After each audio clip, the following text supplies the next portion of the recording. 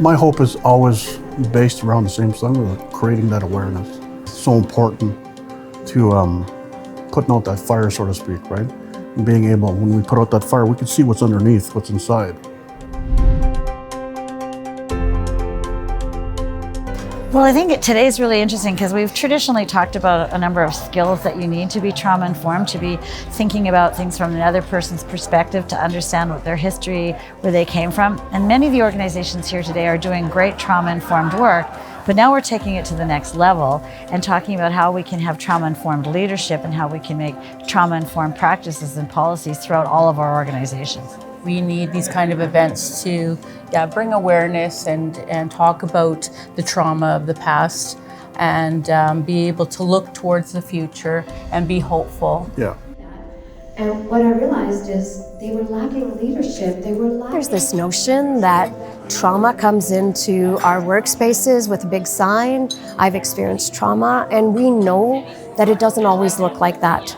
People that have experienced trauma can show up like fatigue, like burnout. For me, what a trauma-informed represents is being able to go back to my culture, being able to rekindle what was lost.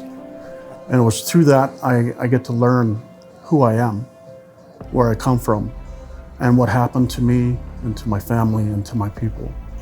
Does your clients carry historic trauma?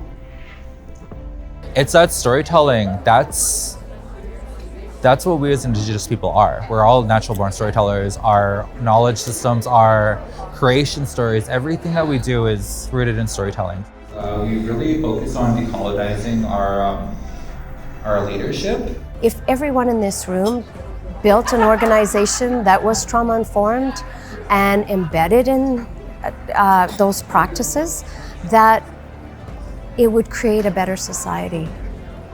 That people navigating vulnerability and marginalization could walk through any door and feel seen.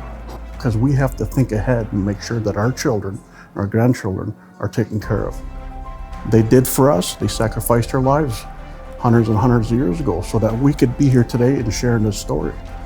We're fortunate enough to be very forward, and a lot of our values are rooted in Indigenous ways of knowing, our natural laws. It's a big way of Indigenous harm reduction, which falls into being trauma informed, right?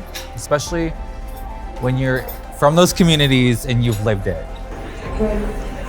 I'm hoping that today is just the beginning for many organizations on their journey to be trauma-informed, and that it starts with one person and one leader. Intention to action. I think there's so much more that we can collectively learn, we can collectively work together. When we think about trauma-informed, when we put that intent into action, and those action into results, I think that's a catalyst for change.